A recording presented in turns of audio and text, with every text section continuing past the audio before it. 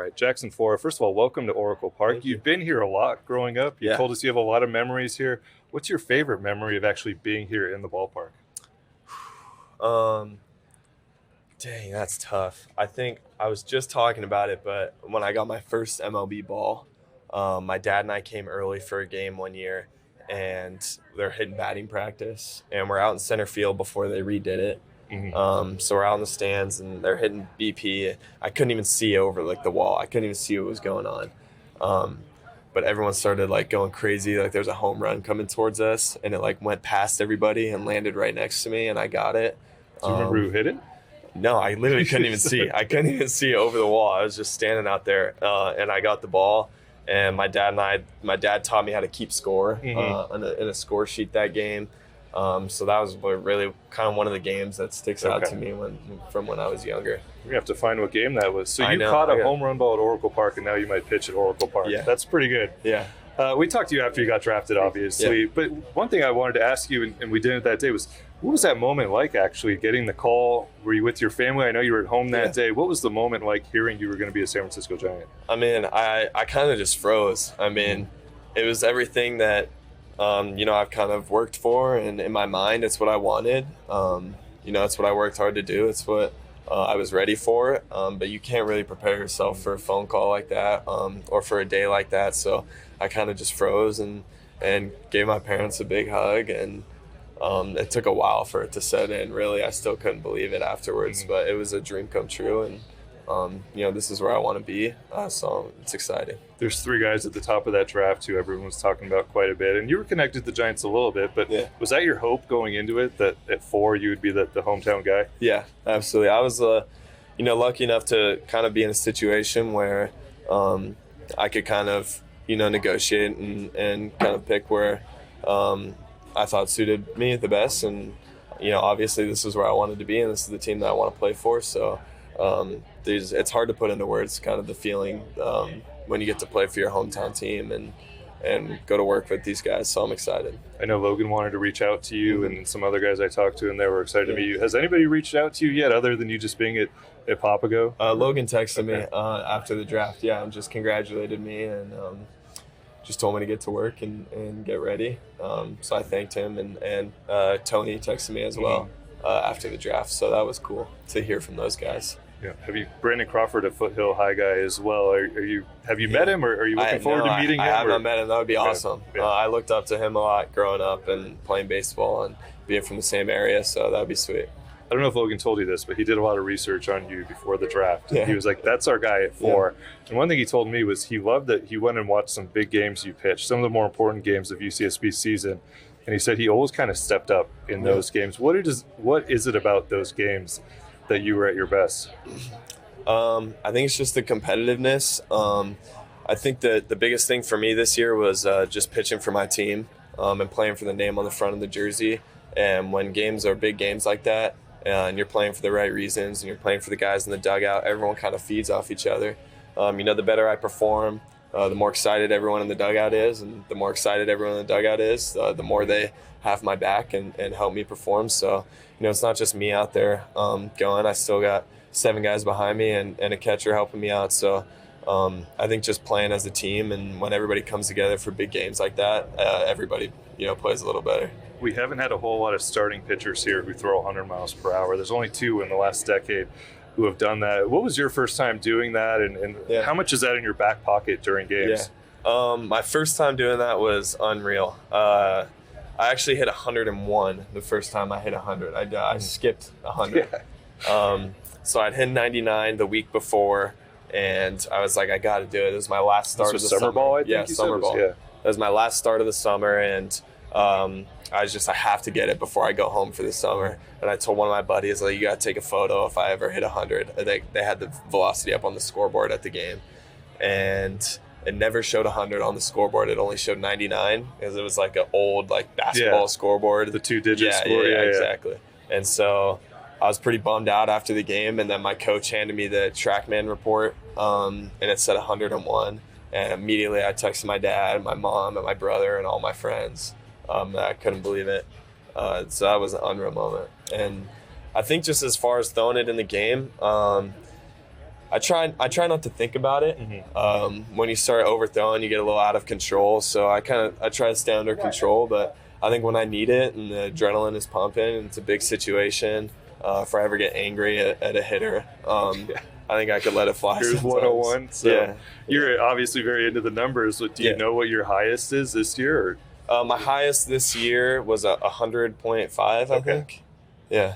When you see guys like Mizorowski who kind of sit like 102, you see other guys who are, I mean, Skeens has learned to back off a little bit the last couple of years. Where do you think you'll be as you start your professional career? And will you back off a little and be like, okay, now I'm pissed off? Yeah. I don't really want to back off. I think that velocity is a big part of my game, and it's something that I can continue to improve, just like the rest of my game. So I think that just naturally as I get bigger and stronger and gain more experience, that it'll just keep coming. Obviously there's other parts of my game that I would want to focus on more than velocity at the moment, but I just think that as I continue to grow and keep pitching, that it'll keep coming. Two different kinds of sliders. I think you told us the slider's your favorite pitch at times. Why is it your favorite pitch? The hard slider is my favorite pitch. I think it's my favorite because it's very unique. There's not a lot of pitches like it as far as like the profile and the way that it moves. So it's a very unique pitch, and it's one that I'm really comfortable throwing. I think that when I get myself into trouble sometimes, it's kind of the pitch I like to rely on, and I'm very confident that it can get me out of situations. So that's probably why it's my favorite. What about the profile? I mean, you've mentioned some of the guys you watch, like Matt Brash. It's not your typical, like, this is a guy I watch a lot. What about the profile is different than maybe what we see here? Yeah, so it's hard. So it'll get up to like 90 miles an hour, but it's mostly around 87, 89. And it stays up like a cutter does. Doesn't have a lot of kind of vertical drop. It stays up, and cutters, like when they stay up like that, don't tend to move very much. They just kind of move a little bit, but this one still will get 10, 12 inches of horizontal break. So it's cool to kind of have a pitch that stays up like that, but you can still get some horizontal movement. We've just in the last couple of years started to hear about this kick change all the time. Hayden Birdsong had a lot of success with it here. I know it was a long journey for you to find that pitch. How comfortable are you right now with that? I get more comfortable every day. I think it's a difficult pitch to throw, especially at the beginning. Just because it's a hard pitch to feel, and I base a lot of my stuff based on feel and repetition. So that was tough when I first started throwing it, but the more I throw it, the more confident I become with it. The more I like it, and the better it gets too, which is awesome. So the more I create some feel, and the better it gets, I'm becoming more comfortable with it. I was listening to you on Dallas Braden's podcast, and aside from a tremendous monster truck joke, there was a lot of talk about pitching, like, You mentioned TrackMan pretty comfortably as you're talking. A lot of talk about the analytics side of things. How much is that part of your game? And also just since you got drafted, I mean, I'm sure you're at the pitch lab at Papago. Like, how much are you diving into all of that where you haven't been able to do it before? Yeah, I mean, in high school, obviously it's not really something that you have access to. But as soon as I got to college, we had an awesome analytics team there who helped me out a lot. And my coaches loved it too. So they were awesome at helping me understand all that stuff. And I think it's great to kind of look at the facts and how your body works and how your stuff works, and you can kind of build a plan on how to improve all of your stuff based on that. I think that it's really important to be feel based and look at results and all of this, like the old school baseball stuff, but if this stuff helps, why not use it? And I think I kind of think of myself as a little bit of a nerd sometimes when it comes to pitching and looking at that stuff, so it's fun to see, and I'm really excited because we got the tour of Papago the last couple of weeks and see a lot of examples and stuff. So I'm excited to kind of get going there and use the biometrics and all of that crazy stuff that they have, and just learn more about myself and how I can improve. I think that'll be awesome. We know all the good. When you look at what's ahead of you, what's the one thing you really want to improve on in the next year or so? Yeah, I think the biggest thing for me is just to continue to keep getting stronger. Obviously, I want to stay healthy. I think that's one of the most important things for me. It's something I take pride in a lot, is keeping myself healthy. So just continuing to do that, and then just polish myself as a starting pitcher. And I think the most important thing as a starting pitcher, performance-wise, is to continue to raise your floor and make sure that your bad days are still days that you give your team a chance to win. So I'm going to continue doing that and just polishing my pitches and get myself big league ready so I can come out here and help the team win.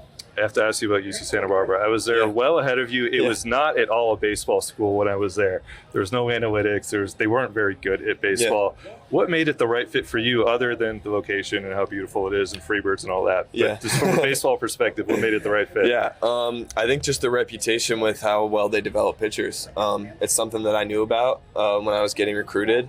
I had a family friend who played baseball there, and he was a pitcher, and so I called him, and he had not one bad word to say about it. So I think just kind of the reputation and the coaching staff that I met with over the phone, and obviously the location, like you said. But, my goal was to go in there and become a better pitcher so that I could get drafted and play professional baseball.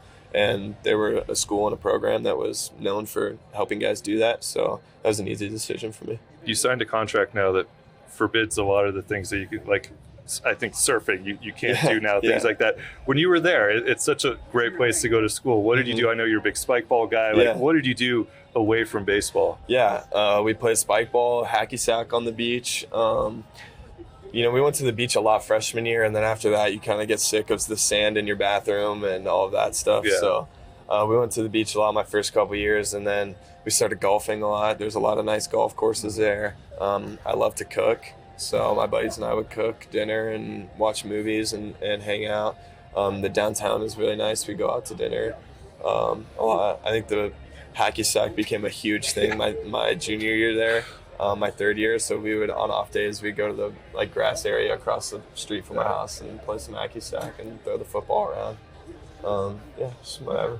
My neighbor's 10 years old, and he told me hacky sack was back. And I was like, what do you mean hacky sack's back? Yeah. It's like, everyone's doing it. You're going on eBay trying to find them. Yeah. So it's a big thing. I got to finish with the important stuff. How does one get their hands on this fried chicken sandwich list that you have that is pretty, I think, extensive at this point? Yeah, I think there's 40 sandwiches on there now. I don't know if I should release it to the public. Probably not yet. Lucille's barbecue might be crowded.